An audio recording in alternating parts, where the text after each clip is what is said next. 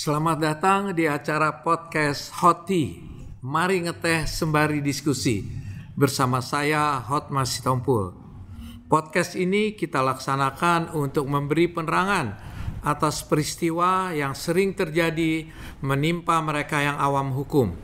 Kiranya bisa menjadi pelajaran bagi kita semua, termasuk pemangku hukum yang melaksanakan penegakan hukum agar sesuai dengan undang-undang. Sekarang ini banyak perkara pidana di kepolisian atau di kejaksaan atau bahkan di pengadilan yang diselesaikan secara perdamaian restoratif justice, berdamai. Salah satunya yang terjadi seperti pada tamu kita hari ini, Ibu Siti Hapcah yang didampingi oleh LBH Mawar Saron dalam perkara pidana dan berhasil diselesaikan secara restoratif justice. Nah, untuk lengkapnya kita akan langsung diskusi dengan Ibu Siti Hapcah. Biasanya kita ngedeh dulu, Bu. Namun karena ini bulan puasa, kita langsung diskusi saja, Bu. Jadi kita sangat berterima kasih, Bu Hapcah bisa hadir di sini. Semua untuk memberi penerangan kepada banyak masyarakat yang tidak mengerti hukum. Jadi saya mulai dengan bertanya nih. Ibu sehat nih ya? Sehat, Pak. Puasa malah tambah sehat ya, Bu. Oke, sehari-hari kegiatan Ibu apa nih? Ibu rumah tangga aja. Ibu rumah tangga. Tapi kebenaran pas puasa ini saya berdagang takjil. Ya bagus lah ya. Ya artinya Ibu tidak dalam kalangan yang wah itu biasa-biasa aja ya, Bu ya. Coba bisa nggak Ibu ceritain apa yang terjadi nih? Kalau kita lihat gara-gara mangga sampai ke kantor polisi nih ya. Gara-gara buah mangga ya. Gimana tuh ceritanya, Bu? Ya awalnya itu sih, Pak.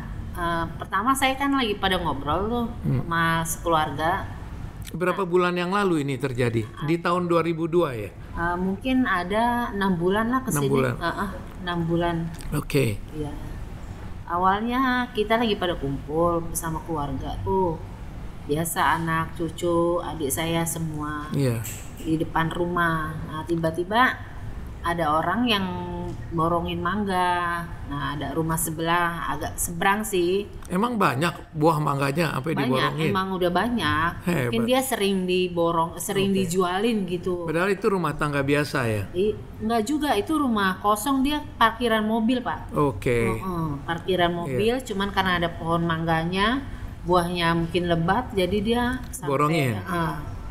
Nah udah gitu ada anak tuh, karena mereka tuh pada seneng kali, mungkin dia pada mengutin yang pada jatuh apa-apa. Jadi gitu. yang ngeborongin ada, yang punya pohon, yang memborong juga datang. Mangga berjatuhan, anak-anak kumpul lah. Anak-anak kumpul, tiba-tiba ada anak yang kecebur bol. Nah si anak itu pasti nangis kan karena kecebur. Gotnya besar emang? Ya agak dalam juga sih, nggak besar sih, got seperti biasa gitu, got depan rumah, cuman agak dalam. Nah udah gitu dia nangis kan, sempet nangis, cuman sama teman-temannya itu. Ibu ada di situ? Ada banyak berapa orang? Banyak, ada ya sekitar 7 orangan lah, orang sekeluarga saya semua. Nah tiba-tiba. Tapi ada orang lain juga kan? Ada juga. Keluarga ya, lain. Tetangga juga, karena lagi pada ngobrol, pada kumpul. Jam berapa itu kejadian? Jam 3 sore. Oh sore. Sore kejadiannya. Anak itu kecebur. Nangis kan Pak, nangis, cuman orang tuanya nggak ada. Nah, cuman kita tuh pada biasa aja, pada diem aja, karena kita kan nggak kenal anak itu. Orang saya juga nggak kenal sama. Dia kecebur, nangis, keluar sendiri apa ada yang bantuin? Ada yang ngangkat. Saya lihat sih ada yang ngangkat, teman-temannya itu. Nah nggak lama orang tuanya datang tuh ibunya. Tapi datang sempet ibunya malah ngomelin anak itu, ngomel dia. Ya ngomelin anak sendiri lah ya. Diomelin karena dia badung kali kecebur gitu. Cuman saya sih pada sekeluarga udah diem aja. Cuman saya ngedenger ngomelan dia tuh ya begitu, kata saya dia ngomel kayak gitu amat ya gitu. Udah saya diem aja. Dia ngomelin anaknya. Ngomelin anaknya. Udah sih saya mah diem aja, orang anaknya sendiri yang diomelin ya. Nah adik ipar saya nggak lama keluar dari rumah. Nah, pas keluar dia kan emang ponakannya dia itu sempat nonton lah, namanya ada anak yang kecebur, sempat ngeliat gitu, nengok. sama adik ipar saya dipanggil, Dewa pulang aja. Anaknya sendiri ya? Bukan anaknya sendiri, jadi ponakannya lah. Dari pihak ibu kan? Pihak ya. Dipanggil tuh si anak suruh pulang karena Dewa ayo kita pulang aja, mendingan kita sholat lah. Enggak, borongin besi katanya gitu, karena kan rumah adik saya tuh lagi direnov. Jadi besi-besi mungkin banyak. Nah si orang tua anak itu yang kecebur tiba-tiba marah sama adik ipar saya itu. Lah kenapa? Ya, makanya saya juga nggak tahu masalahnya. Ngomel-ngomel lah, pakai nantang. Cuman sama adik ipar saya nggak dihirauin, nggak diladenin. Adik ipar saya padahal bukan penyebabnya, bukan adik iparnya ibu kan? Bukan, cuman dia marah ke situ aja. Iya, cuman dia ya mungkin nggak tahu deh apa dia punya dendam apa-apa sama adik saya itu. Kalau sama adik saya emang sempet kenal. Oh, kenal. Kenal, dia emang karena kan tetanggaan, tapi tetanggaan beda gang gitu. Kalau sama saya mah sama sekali nggak kenal. Nah tiba-tiba si adik ipar saya itu manggil, Dewa ayo kita pulang aja, mendingan kita borongin besi kata. Nah si Teresia itu, ibu Teresia itu malah ngomelin adik ipar saya dengan bahasa-bahasa yang kotor. Justru kan otomatis istrinya marah dong Pak, dengar suaminya dimaki-maki begitu. Nah istrinya itu nyamperin ke ibu, bilang lu nggak bisa apa pakai bahasa baik kalau ngomong. Nah dia bukannya malah terima, malah nambah ngomel lagi. Adik saya juga dikatain juga macem-macem. Mungkin ada problem kali di rumahnya. Nggak tahu deh, emang dia banyak masalah. Kata orang juga emang orang itu mah dikejar-kejar masalah melulu. Nah udah gitu, udah tuh Pak. Kata saya juga saya nyamperin. Saya bilang iya lu nggak bisa apa pakai bahasa baik. Kan benar adik gue kan nggak tahu apa-apa. Iya. Malah sama Pak, balik lagi ngatain jelek lagi, semua bahasa dikeluarin, bahasa binatang ya kata saya. Itu Jakarta Bu, banyak gitu, orang stres. Iya, udah gitu dia pakai nantangin Pak, nantangin tuh, otomatis kan saya kesel, panas, emosi Pak. Padahal saya itu lagi gendong cucu, sampai cucu saya pun saya kasih ke mama ya pegang, saya samperin, mau lu apa kata saya gitu. Ibu dari Betawi ya? Iya. Iya bagus Bu. Terus mau lu apa? Ya udah dia tuh masih tetap ngatain, sini lu kalau berani maju. Ya, saya majuin lah Pak. Ini perempuan sama perempuan ya? Iya. Udah ibu-ibu lagi sama ibu-ibu. Ya otomatis jadi gelut Pak. Jadi jambak-jambakan. Siapa duluan nih? Udah nggak jelas deh ya. Pokoknya kalau udah kayak gitu udah nggak sadar deh, udah saking emosi sampai dipisahin pun banyak yang misahin. Saya inget susah sampai nggak bisa dilepas. Cuman sama sekali dia juga nggak ada yang luka, nggak ada yang luka sama sekali. Cuman dia sempet rambutnya rontok, ketarik sama saya. Kalau saya ada luka di leher. Kenapa itu? Kena kuku mungkin kena cakaran. Itu pun saya nggak kerasa. Pas sudah selesai berantem tuh habis dipisahin baru saya kerasa, kan sempat berdarah kan. Kata mantu saya, ibu berdarah katanya, kan jilbab saya dibuka, rambut saya dikuncir. Oh iya berdarah gitu. Udah Bu diemin. Nah udah gitu, nah pas saya lagi gituin ini, nah dia lewat kan Pak sama kakaknya, udah tuh tunggu lo ya. Padahal udah dipisahkan nih, udah dipisah, cuman dia masih mau nantangin lagi, masih nyamperin lagi. Udah tuh saya pada diem tuh, sekeluarga saya pada diemin, nggak ngeladenin. Tapi dia dibawa sama kakaknya, mungkin dia ke rumah sakit kali, visum dia. Ibu sendiri nggak visum? Saya visumnya ini Pak. Nah saya tunggu dari sore itu sampai mau maghrib. Iya. Kok nggak datang kata saya. Oh dia bilang tunggu loh, aku akan datang gitu.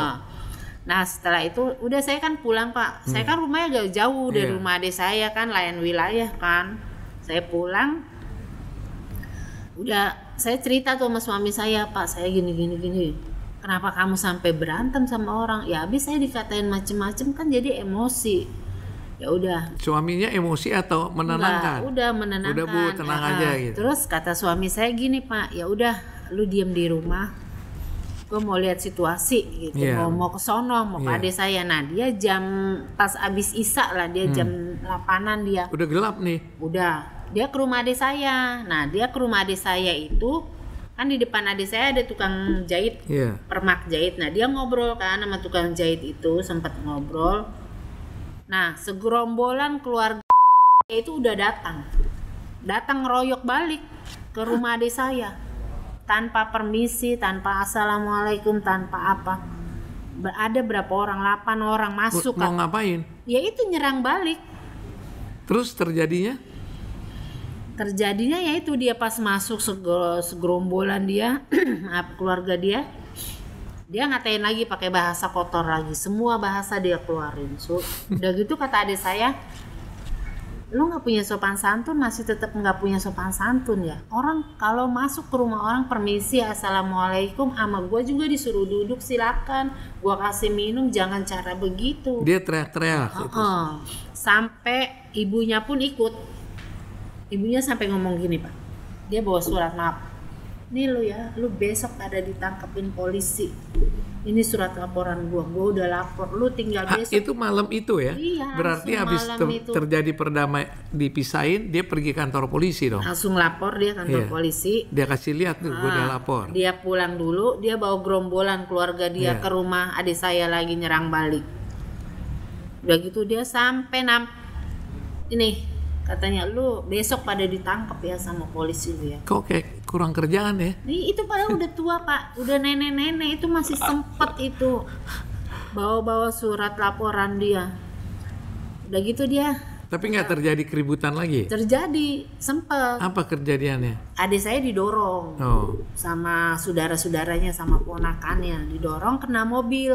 Dia nggak nanya kamu siapa nih? Dia sempat mau mukul adik saya, dihalang. Nah terus kata suami saya kan ngeliat, cuman suami saya ngeliatin dulu. Udah jangan ribut, ayo sekarang kita lapor balik aja polisi. Tapi saya pas lapor, saya kan ada luka. Kita visum dulu. Saya visum dulu. Malam itu juga ke kantor polisi dulu dong? Saya ke rumah sakit dulu. Jam 9 malam saya ke rumah sakit. Sampai kelar jam 11 baru saya lapor lagi ke polsek. Kelar pagi Pak, saya jam 4. Sebetulnya supaya masyarakat juga tahu, kalau terjadi peristiwa mau melapor, sebaiknya melapor dulu dengan surat dari polisi, pergi ke dokter, supaya namanya visum et repertum, atas permintaan polisi. Tapi itu bisa diterima waktu itu. Kan ibu lapor dulu, ada suratnya. Ibu datang ke polisi, jalanlah. Sempat kata polisi, saya kan belum visum. Oh belum visum? Belum visum, saya lapor balik. Tapi saya ngasih tahu, ini Pak, ini saya. Oh ya ibu bisa, ibu visum. Oke. Artinya ibu ke polisi dulu, anjuran polisi. Saya sempat pergi jam 1 malam, saya sempat ke rumah sakit, saya tunggu. Ada surat dari polisi. Hebat. Hari itu juga dikasih. Iya, malam itu juga tuh pas jam 1 malam Pak, saya sama suami saya diantar langsung ke rumah sakit. Polisi mana itu? Polres 702 sini. Jakarta Utara. Oke. Saya dikasih tahu polisi, udah ibu kayaknya ibu yang ada luka, justru cuman dia emang laporannya pengeroyokan. Di Polres yang sama? Sama. Polisi bilang tadi udah ada yang lapor, apa kemarin gitu? Enggak, pas malam itu juga sore kata polisi. Sudah. Dia lihat, oh ya ini Bu, dia tadi lapor. Telah dikeroyok dengan ini namanya udah ada tuh. Sampai nama saya pun ada, kena juga. Ya udah saya, jadi nama sama-sama. Yang di suami ibu waktu kejadian kedua nggak dilaporin? Enggak, suami saya nggak ikut. Jadi yang dilapor ibu aja? Saya sama. Peristiwa kedua nggak diceritakan? Enggak. Yang dia datang menyerang itu? Yang ceritakan juga di pas polisi, dia nyerang balik, sekeluarga dia juga. Terus sama ya udah sampai dia pun pakai bahasa yang kotor juga, nggak tahu. Laporannya terhadap ibu apa? Laporan apanya? Ibu ngapain dilaporin ke polisi? Pengeroyokan kasus. Siapa aja yang ngeroyokan? Kalau meroyok ada 2-3 orang. Ini adik saya. Oh disebut namanya? Namanya sama dia. Padahal itu nggak terjadi kan di adik saya tuh sebenarnya memisahkan, melerai. Cuman ya itu mungkin tuh provokatornya itu. inilah di masyarakat seringkali ada provokator, jangan terlalu didengarkan lah. Dan kemudian ternyata nggak ada masalah. Ibu aja melawan ibu itu yang jadi masalah kan? Oke. Terus ibu dilaporkan mengeroyok. Ibu sendiri melaporkan dia apa? Penganiayaan. Penganiayaan. Diterima dua-dua sama polisi. Lanjut nih. Lanjut. Sampai 3 bulan kasusnya berjalan, saya dipanggil, saya datang. Tetap saya datang. Dia juga. Dia enggak, pas dia terakhir dia datang, saya dulu, terus saya dipanggil, pas deket-deket mau damai aja dia baru dipanggil. Waktu ibu dipanggil-panggil, tentu dia juga dipanggil, cuman mungkin ibu nggak tahu ya. Ide berdamai itu siapa duluan? Oh ya, sebelum ibu berjalan 3 bulan tadi ya, terus ada yang bantu ibu katanya dari LBH Mawar Saron. Gimana ceritanya? Kok bisa dibantu sama kita? Ya kita sempat datang ke sini.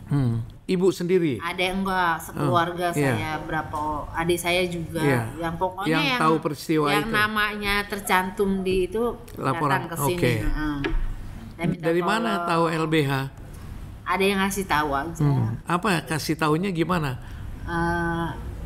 Ya udah, Kan ibu, kalau emang saya kan tadinya kan kalau mau damai, saya ditekan suruh biasa Pak pakai uang gitu. Cuman kan pakai saya uang ada. Buat siapa? Ya nggak tahu, itu dari polisinya. Saya kan berat kan Pak, sampai gede. Udah luka, mesti keluar duit untuk damai. Nggak tanya sama polisi buat siapa nih duit damai? Ya katanya dari minta.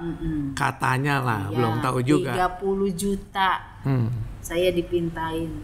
Saya sempat mohon-mohon sama polisi, saya nangis. Saya uang dari mana? Kalau nggak damai mau diapain ibu? Masuk sel. Katanya. Iya. Terus nggak nanya ibu. Terus tuh ibu apa? Yang melapor, yang bikin ibu luka diapain? Kata penyidiknya, ini pasal saya masih di atas pasalnya dia. Lebih berat. Jadi, ibu. Lebih beratan pengeroyokan kasus. Ya itulah Bu, kita nggak tahu juga polisi. Kesana bilang dia yang berat juga. Ke ibu dia bilang ibu yang berat. Keluarlah angka 30 juta. 30 juta. Tapi kata si dia pernah ngomong gini. Polisi sampai ngomong malah suruh 50 juta. Gila, 50 juta saya sampai nangis-nangis Pak di kantor polisi. Kemudian ide apa yang bikin mau cari pengacara deh gitu? Ya, setelah itu? Ya pas ada tuntutan 30 juta, ada orang yang bantu saya suruh ke LBH sini. Itu berapa berapa lama setelah peristiwa? Enggak lama. Untung cepet. Dibilang pergi ke LBH. Saya langsung ngomong terus terang, saya dipintain duit segini, saya nggak sanggup kan. Ibu waktu dibilang pakai pengacara mikir nggak, wah mesti bayar berapa nih? Keluar duit lagi nih. Saya mikir. Ya. Tapi kata tetangga saya enggak, ini benar-benar murni dia mau bantu. Oke, datanglah ibu kemari rombongan. Iya. Terus didampingi. Tapi berarti apa benar nggak sudah dimulai proses damai? Nggak juga ya, damai dengan syarat. Dengan 30 apa 50 juta itu. Tadinya. Iya. Ibu datang ke sini dibantu ya. Siapa yang bantu? Lawyer kita. Masih ingat? Siapa? Bapis. Oke. Dibantu. Iya. Didampingi di kantor polisi. Terus ketemu nggak sama lawannya di kantor polisi? Kan kadang-kadang ketemuan bareng. Terus salam, akhirnya damai. Udah reda. Siapa yang bikin damai dulu? Ide damai itu dari mana datangnya? Ya dari Mbak Pis juga. Dari LBH. Dari LBH juga. Mbak Pis ya namanya. Ya. Namanya aja udah Pis tuh, memang kerja di LBH dia. Ya, didamaikan, mau pihak lawannya. Apakah langsung kepada pelapor atau terlapor itu atau ada keluarganya yang dimulai berdamai itu? Awalnya Mbak Pis itu maksudnya nyaranin dari omnya itu, pamannya. Pamannya lawan kita. Coba Pak, tolong Bapak datang ke rumahnya, lebih baik damai aja. Katanya datang ke LBH juga si omnya itu. Omnya. Bagaimana ceritanya tuh? Ya dia juga sama-sama itu ponakannya. Ke adik saya tetangga deket juga. Oh, jadi kenal. Maksudnya gini, ya jangan ada keributan lah, kita ini aja namanya kita saling tetanggaan, kita kan udah tinggal lama gitu. Akhirnya sama dia juga. Jadi Ibu Pis dari LBH ya, dia menganjurkan damai apa? Ayo berantem aja Bu, kita bela gitu. Ya enggak lah Pak. Enggak ya? Dia nganjurin damai. Dia nganjurin damai. Ini satu pesan kepada kita nih, kepada masyarakat awam juga. Kalau peristiwa-peristiwa seperti itu sebaiknya nggak usah ngerepotin diri sendiri dan ngerepotin pihak kepolisian. Tapi khusus saat ini saya juga mau bilang, kalau punya pengacara yang harus mempunyai jiwa mendamaikan orang. Ini perlu untuk para masyarakat. Kalau cari pengacara, cari yang suka damai. Jangan cari pengacara yang suka ribut. Ya ini penting nih, karena di dalam faktanya tidak semua, tapi ada pengacara-pengacara yang senang ribut, yang selalu memanas-manaskan kliennya. Apalagi kalau klien itu bisa bayar. Kalau damai kan selesai. Tapi kalau dibikin ribut terus, si pengacara dapat duit terus. Makanya itu menjadi pelajaran buat banyak orang. Kalau ada peristiwa, berdamailah. Carilah pengacara yang suka berdamai.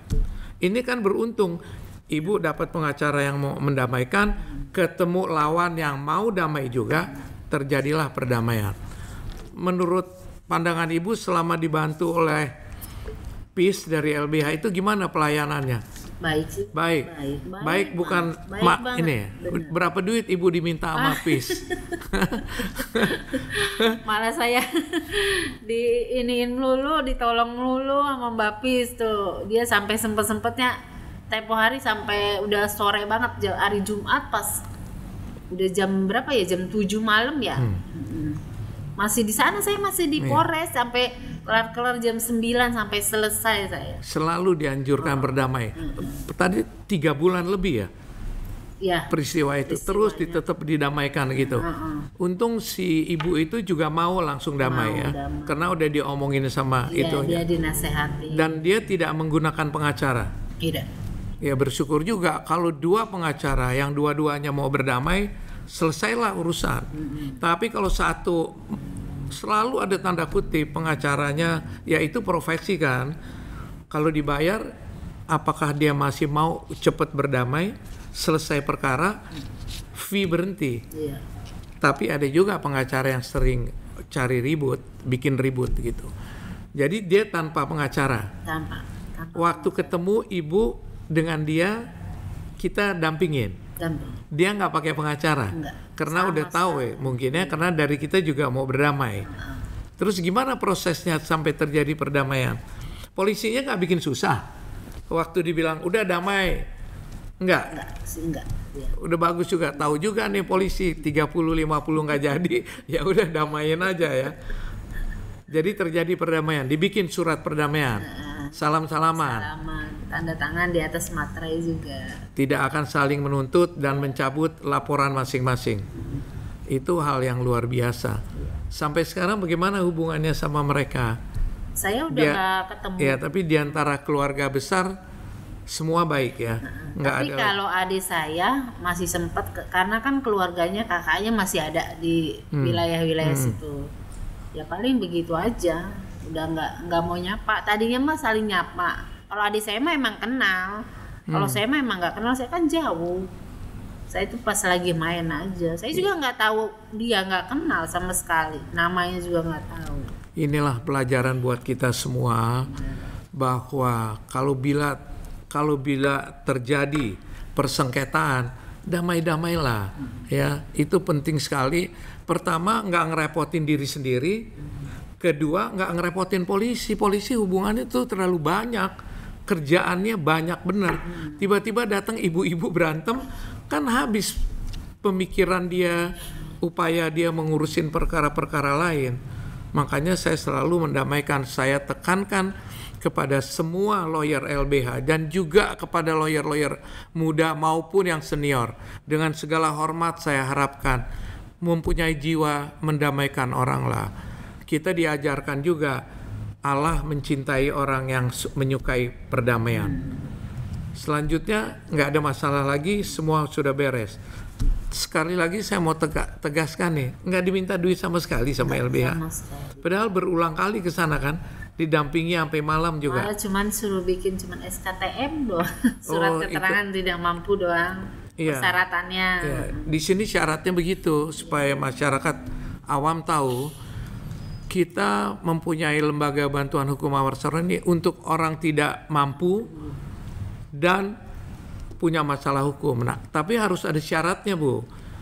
Orang yang datang kemari banyak juga yang punya uang ngaku miskin. Padahal hak itu hak orang miskin. Jadi kepada orang yang mampu jangan ambil hak orang miskin untuk dibela. Kan kalau enggak kita repot gitu. Makanya itu dijadikan syarat.